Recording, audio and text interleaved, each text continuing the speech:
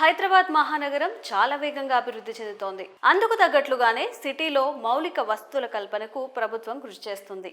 ఈ క్రమంలోనే హైదరాబాద్ లో మరో కేబుల్ బ్రిడ్జ్ నిర్మించేందుకు ప్రభుత్వం సిద్ధమైనట్లుగా సమాచారం. ఇప్పటికే దుర్గం చెరువుపై ఓ కేబుల్ బ్రిడ్జ్ ఉన్న విషయం తెలిసిందే. చార్మినార్, గోల్కొండ కోట, ట్యాంక్ బండ్, ఎన్టీఆర్ గార్డెన్, ఇటీవల నిర్మించిన కొత్త సెక్రటేరియట్, ఎత్తైన అంబేద్కర్ విగ్రహం, ఇంకా చాలా కట్టడాలు ఉన్నాయి. వీటి సరసన నగరంలో మరో టూరిస్ట్ ప్లేస్ అందుబాటులోకి రానుంది. మీరాలం చెరువును పర్యాటక కేంద్రంగా తీర్చిదిద్దాలని రేవంత్ సర్కార్ నిర్ణయించింది. అందుకు భారీ అభివృద్ధి ప్రణాళికతో ముందుకెళ్తోంది. ఇప్పటికే హెచ్ఎండిఏ ద్వారా 375 కోట్లతో సాధారణ బ్రిడ్జ్ నిర్మించేందుకు గ్రీన్ సిగ్నల్ ఇచ్చారు. అయితే ఆ పరిపాలన అనుమతులు నిలిపివేసి ప్రపంచ స్థాయి తీగల వంతెన లేదా సస్పెన్షన్ బ్రిడ్జ్ని కట్టేందుకు ప్రభుత్వం కసరత్తు చేస్తోంది. తెలంగాణ ప్రభుత్వంపై ఎటువంటి భారం పడకుండా పీపీపీ విధానంలో దీన్ని నిర్మించాలనే ఆలోచన ఉన్నట్లుగా తెలుస్తోంది. ఈ ప్రాజెక్ట్ నిర్మాణంపై సాంకేతిక అంశాల పరిశీలనకు మరో కన్సల్టెన్సీకి బాధ్యతలు అప్పగించారు. కన్సల్టెన్సీ నివేదికలు రాగానే ఉత్తమ విధానాన్ని ఎంపిక చేసి దాని ప్రకారం ఎంఆర్డీసీఎల్ మూసీ నది అభివృద్ధి సంస్థ ఈ సంస్థ ద్వారా నిర్మాణ పనులు చేపట్టనున్నారు. ఈ మేరకు మున్సిపల్ శాఖ కసరత్తు చేస్తోంది.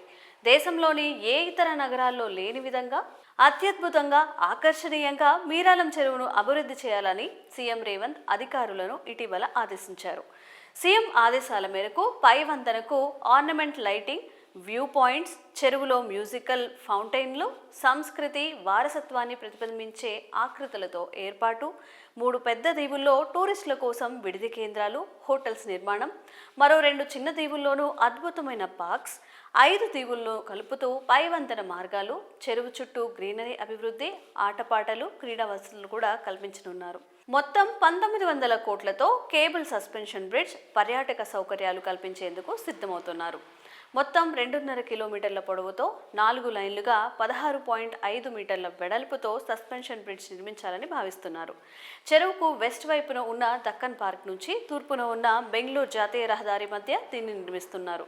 దీని నిర్మాణం ద్వారా కిషన్బాగ్ నుంచి వంతెనపైకి ఎక్కేలా అప్ ర్యాంప్, దక్కన్ పార్క్ నుంచి చింతల్మెట్ వైపు రోడ్డుకు వంతెన డౌన్ ర్యాంప్, జాతీయ రహదారి నుంచి బహదూర్పుర, అత్తాపూర్ వైపు నుంచి రాకపోకలు సులువుగానున్నాయి. మరి తెలంగాణ ప్రభుత్వం 2వ కేబుల్ బ్రిడ్జ్ నిర్మించేందుకు సిద్ధమవుతుండడంపై మీ అభిప్రాయాలను కామెంట్స్ రూపంలో తెలియజేయండి.